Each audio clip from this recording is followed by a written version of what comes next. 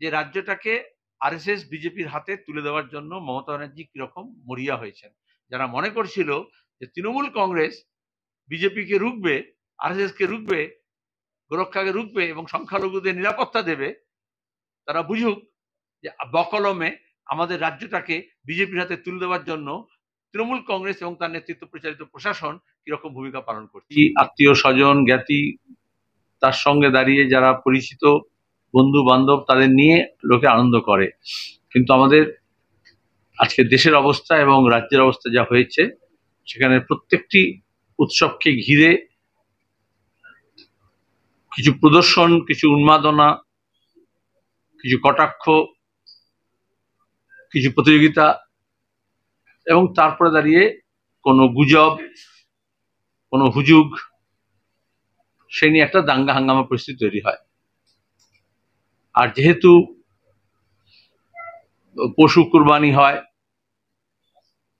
সেজন্য একদিকে যেমন যারা এই উৎসব পালন করবেন সেই মুসলমান সম্প্রদায়ের মানুষজনকে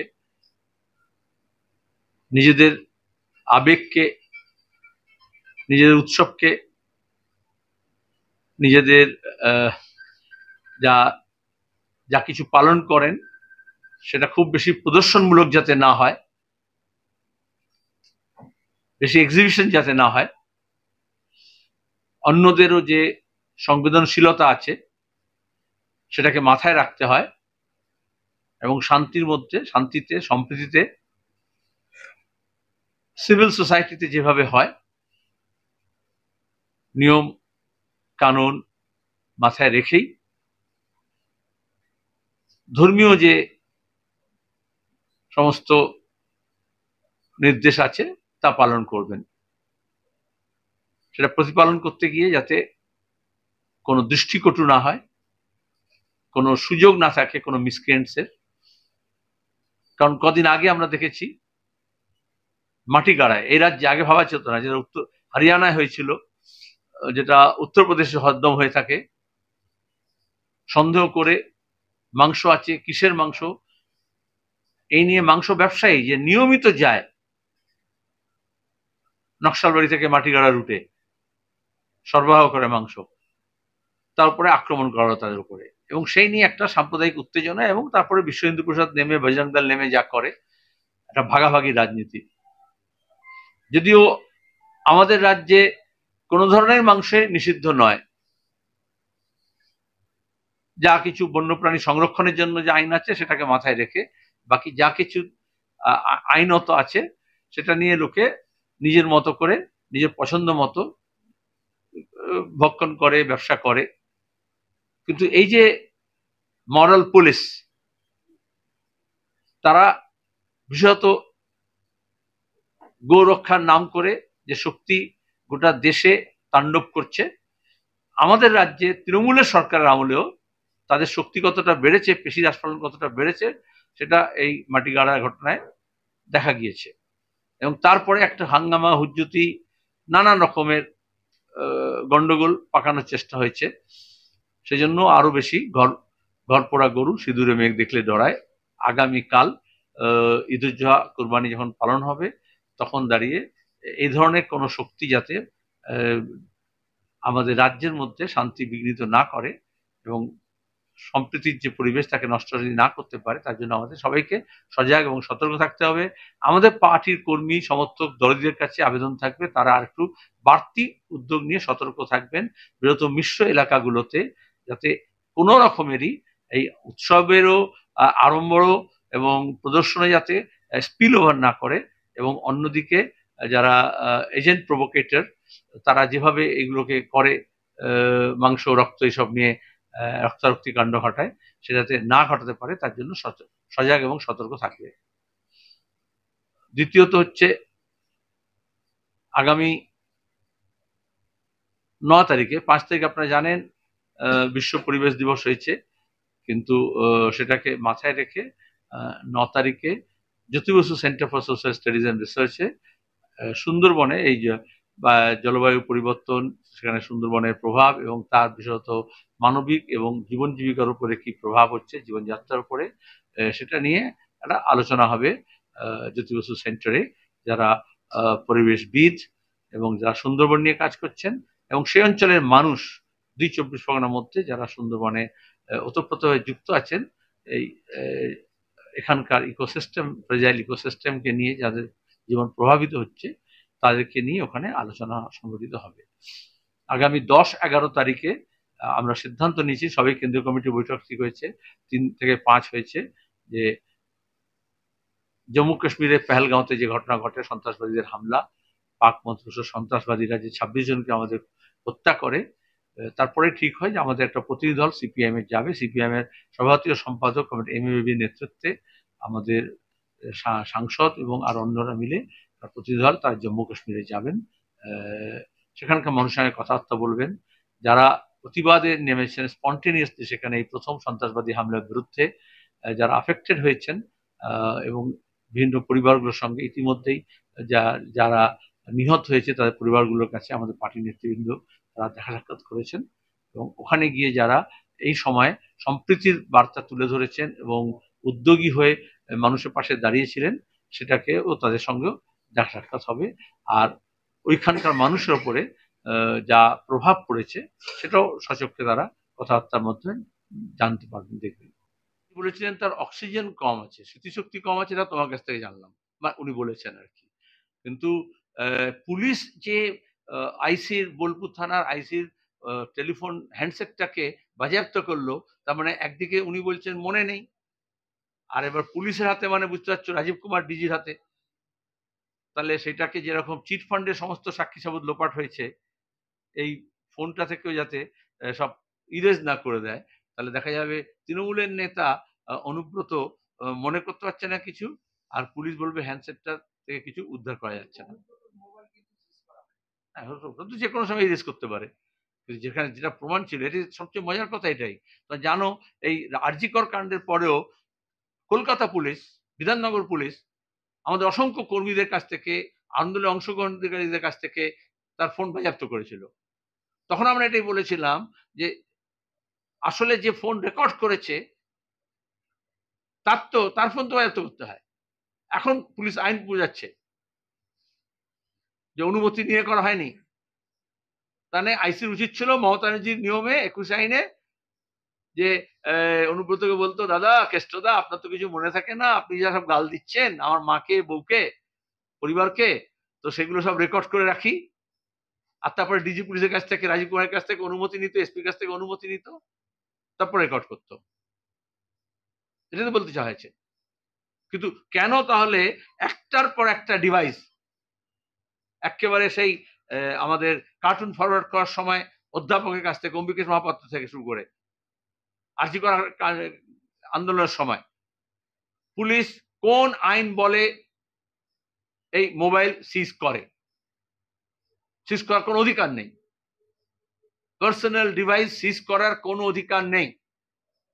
পুলিশের যদি মেরুদণ্ড থাকে তো পুলিশ বলা উচিত ছিল, আর নাহলে আমরা হাইকোর্টে যাব। এই যে কথায় কথায় পুলিশ সিজ করে নেয় পার্সোনাল হ্যান্ডসেট, অনেকে ভয় পায়, অথচ গুজব হচ্ছে, দাঙ্গা হাঙ্গামা হচ্ছে। এই মুর্শিদাবাদের সময় দেখা গেছে যে কিভাবে ফোনকে ব্যবহার করা হচ্ছে, হোয়াটসঅ্যাপকে ব্যবহার করা হচ্ছে, সোশ্যাল মিডিয়াকে ব্যবহার করা হচ্ছে টক্সিক করার জন্য, বিষাক্ত করার জন্য, পরিবেশকে, মানুষের মগজের মধ্যে বিষ ঢুকিয়ে দেওয়ার জন্য। তখন পুলিশ কোনো অ্যাকশন নিচ্ছে না। আর যখন তৃণমূল বিপদে পড়ছে, তখন দাঁড়িয়ে এই হ্যান্ডসেটগুলোকে, তারা ডিভাইসগুলোকে বাজেয়াপ্ত করছে। এটা কোর্টে গিয়ে আমাদের নির্দেশ দিতে হবে যে পুলিশের কোনো আইন নেই, যে আইনে পুলিশের কোনো এখতিয়ার নেই যেখানে তারা এই সিজ করতে পারে।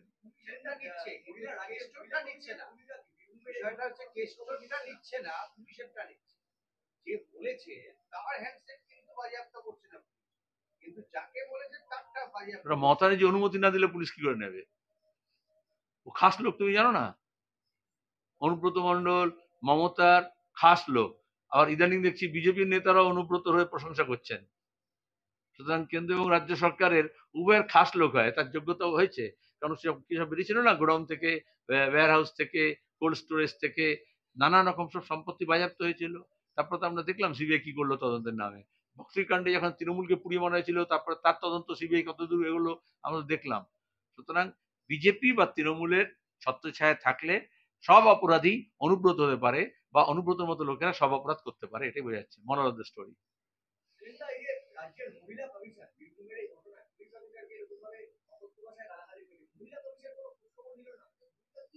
ওখানে কোনো কমিশন পাবে না বলে? তৃণমূল সরকার সে যাই বডি তৈরি করুক, এগুলো সব কোয়াসি জুডিশিয়াল বডি, কিন্তু সংখ্যালঘু commission, OBC commission, SC ST commission, women commission, রাজ্যের হোক বা কেন্দ্রের হোক, তারা সব দলদাসে ভর্তি, এবং যখন দলের নির্দেশ হয় তখন এদিক থেকে ওদিকে ছোড়াছুড়ি করে। তারপর কি করে? তারপর কোথায়? সন্দেশখালির পরে তো কত কি শুনেছিলাম আমরা। তারপর কি হলো আলটিমেটলি? কোন কমিশন কি করেছে? কি তার ভূমিকা? এগুলো শাসক দল নিজের কিছু লোকজনকে দলবদল করানোর জন্য বা কিছু পার্কস অ্যান্ড প্রিভিলেজ দেওয়ার জন্য ব্যবস্থা করা হয়। আদতে যখন মহিলা নির্যাতন হয় তখন মহিলা কমিশনকে খুঁজে পাওয়া যায় না, যখন শিশুদের উপর অত্যাচার হয় তখন শিশু সুরক্ষা আয়োগকে খুঁজে পাওয়া যায় না। এই মুর্শিদাবাদের পরে সংখ্যালঘু কমিশন কি করেছে? এই যে ওবিসি এ নিয়ে এত গন্ডগোল হলো, তাহলে ওবিসি কমিশনের কি ভূমিকা? কলেজে 1 মাস হয়ে গেল পরীক্ষা হয়েছে, রেজাল্ট বেরিয়েছে উচ্চ মাধ্যমিকে, সমস্ত বেসরকারি কলেজগুলোতে অনেক বেশি বেশি টাকা নিয়ে ফিস নিয়ে ভর্তি হচ্ছে। সরকার নিয়ন্ত্রিত কোনো বিশ্ববিদ্যালয়ে কোনো কলেজে কোনো ভর্তি চালু হয়নি। অভিভাবকদের কি অবস্থা, ছাত্রছাত্রীদের কি অবস্থা, আর যারা বেশি টাকা দিতে পারছে না তাদের ভর্তির কি অবস্থা? কেউ কোনো কথা বলছে? এটা তো সরকার, কেন্দ্রের এবং রাজ্যের উভয় সরকার মিলে যেটা করছে, প্রাইভেট ইনস্টিটিউশন গুলো থাকবে আর সরকার পোষিত ইনস্টিটিউশন গুলো থাকবে না। ভর্তি এখনো শূন্য।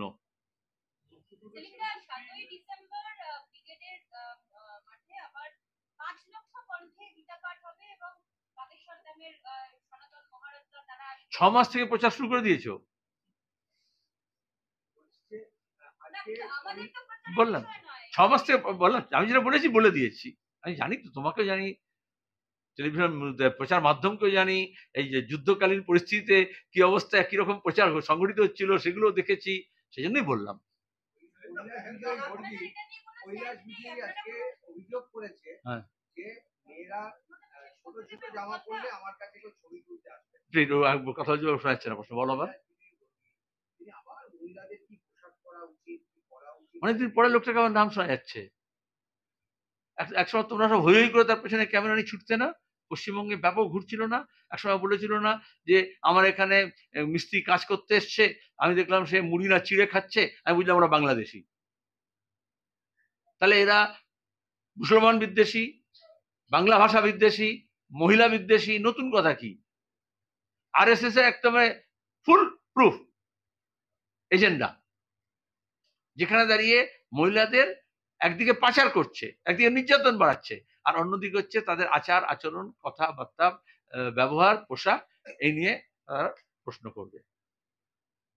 এই ধরনের লোকজনের নাম এসব জায়গায়, এই আলিমুদ্দিন স্ট্রিটের মুজফফর আহমদ ভবনে, আব্দুল হালিম সভাকক্ষে, এসব লোকের নাম, কুৎসিত লোকেদের নাম উচ্চারিত হয় শুধুমাত্র এই কুৎসিত কথাগুলো বলে বলে।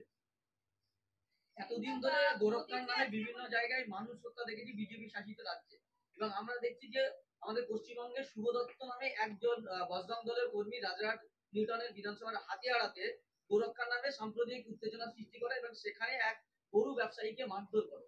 সেই নিয়ে জনগণ পুলিশের হাতে তাকে তুলে দেয়, কিন্তু আজকে তাকে আবার পুলিশ ছেড়ে দিল। আবার বললাম, এগুলো তো নবান্নর নির্দেশে হচ্ছে। নাগপুরের সঙ্গে নবান্ন সরাসরি যোগাযোগ হয়েছে। ভাইপো গরু পাচারের কাণ্ড থেকে বাঁচবে, শিক্ষা দুর্নীতি থেকে বাঁচবে, কয়লা পাচার থেকে বাঁচবে, কাকুর গলার স্বর পাওয়ার পরেও তারপরে আর ইডি সিবিআই সব চুপ হয়ে যাবে। আরজিকর কাণ্ডের পরে কলকাতা পুলিশ যে লাইনে কথা বলেছে, সিবিআই সেই লাইনে কথা বলবে। তার খেসারত কিছু দিতে হবে, যাতে আরএসএস এর এজেন্ডা এ রাজ্যে পুরোপুরি লাগু হয়, তার ব্যবস্থা হচ্ছে। যত তাড়াতাড়ি এটা বোঝা যায়, বুঝবে মানুষ, তত মঙ্গল রাজ্যের।